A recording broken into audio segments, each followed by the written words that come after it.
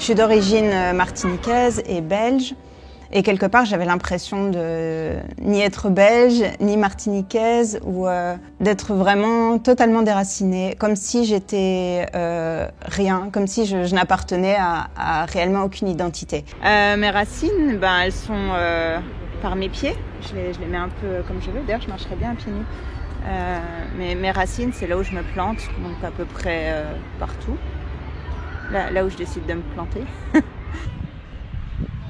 Ou alors les mots, les phrases un peu toutes faites enfant de la terre, mais ça me va bien, ouais. Ouais, j'aime assez bien. Autant je me sens bien partout, mais autant il y a quelque chose à vivre en Martinique. Je dois plonger dans l'eau, je dois aller dans l'eau, je le sais. J'attends ce moment avec impatience. Maintenant que je peux me mettre la tête sous l'eau, ça va être génial. Et juste m'immerger dans le sable et le soleil. Ouais, retrouver mes éléments. Et je sais que là-bas, ça va être particulièrement fort. Il me manque la connaissance de quelque chose et que j'ai l'impression que cette connaissance, il n'y a que là-bas que je pourrais la découvrir. Et revoir mes ancêtres aussi, parce que j'ai plein de familles là-bas. J'ai mon arrière-grand-mère qui est morte à 100 ans, je crois, 101 ans, ou quelque chose comme ça. Qu'est-ce qui manque à Scarbeck? Les gens dansent pas assez. les gens crient pas assez, les gens dansent pas assez, les gens manquent de tactile, de chaleur parfois. Mais ça vient. Mais ouais, de simplicité en fait, revenir à la simplicité. J'ai l'impression que tout le monde adore la technologie alors que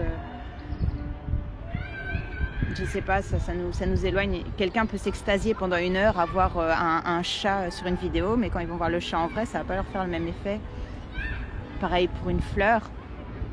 Ils vont aimer la fleur s'ils l'accueillent ou s'ils l'affinent pendant 5 minutes. D'ailleurs là-bas, on va peut-être le voir, il y a des ânes et les gens, au lieu de regarder les ânes, ils font une photo et ils partent.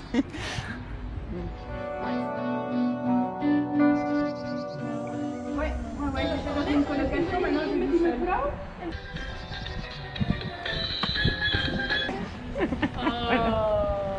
T'es tout seul. Et puis tu montres la mosaïque? Elle est où la mosaïque? Partage. Ouais.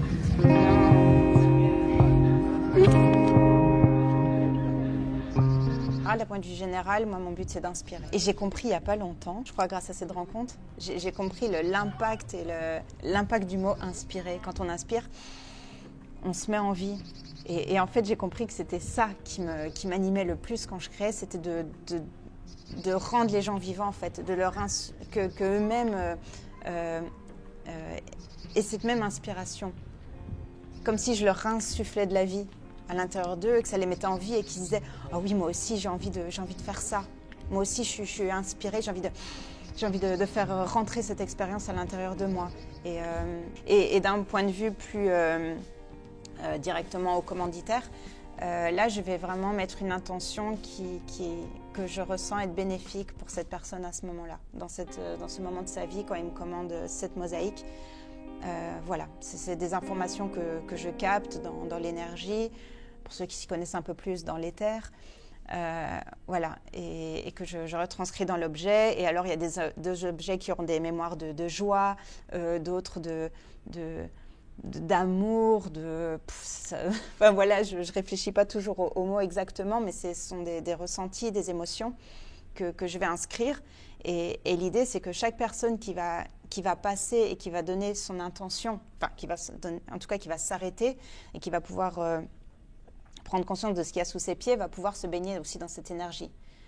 Comme tout objet a une mémoire, une fois qu'on est en contact avec cette mémoire, on peut décider de la recevoir ou non.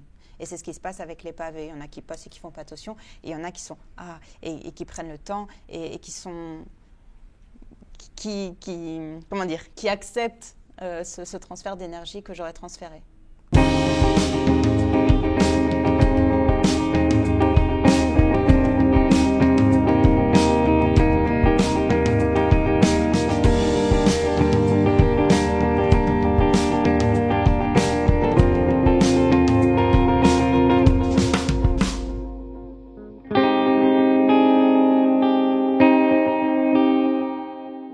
J'ai pas l'impression de dire au revoir.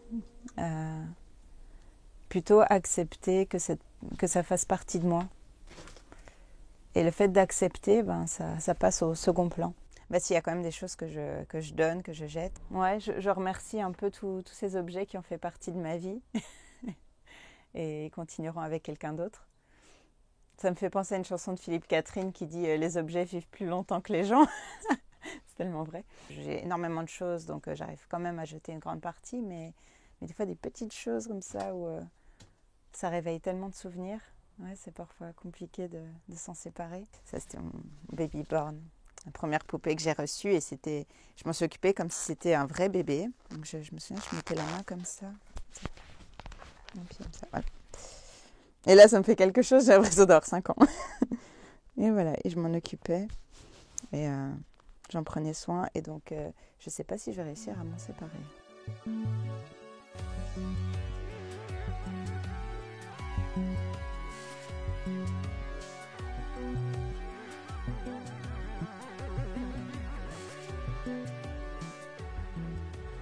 Où il me rassure. Quand je vais mal, je vais le voir et je prends juste dans mes bras et ça m'apaise. J'explique pas autrement. Il me redonne aussi de l'énergie.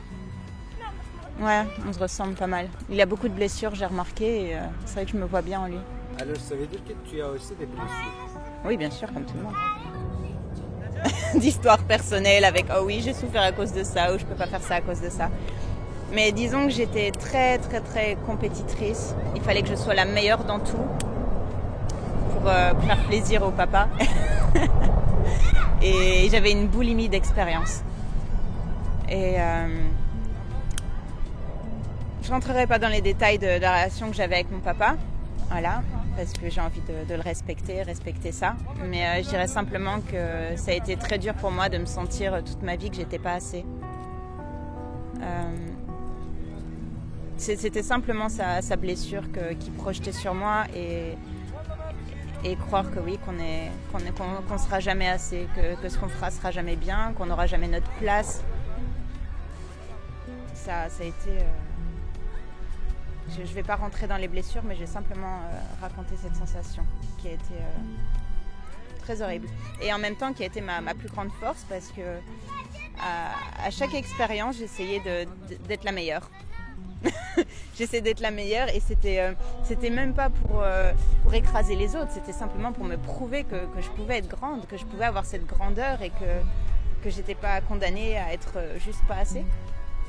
Et en fait, ça m'a rendue curieuse. À chaque fois que j'ai expérimenté des choses, je me suis rendu compte que j'étais très vite bonne, comme si j'avais déjà expérimenté ça dans d'anciennes vies. C'est un peu comme ça que je vois les choses maintenant. C'est comme la mosaïque. Le jour où j'ai décidé que j'allais faire de la mosaïque, je me sentais mosaïste. Et quand j'ai eu ma pince pour la première fois, ça s'est bien passé. C'était beaucoup plus simple que j'aurais pu le croire. La peinture aussi, c'était une évidence, le dessin aussi, le sport. À chaque fois que je faisais un sport, on me disait « Mais depuis combien de temps t'en fais? Tu veux pas faire de la compétition alors que j'étais à mon premier cours ?» C'était assez marrant. Et bonjour, vous pouvez venir?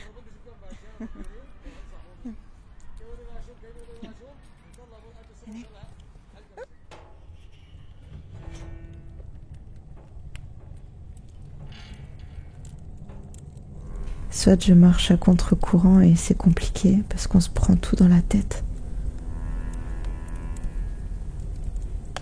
Ou alors on peut décider un peu comme dans Pocahontas, quand le vent souffle et qu'on voit les feuilles qui suivent le courant. Et elles ont l'air tellement paisibles dans cette tempête.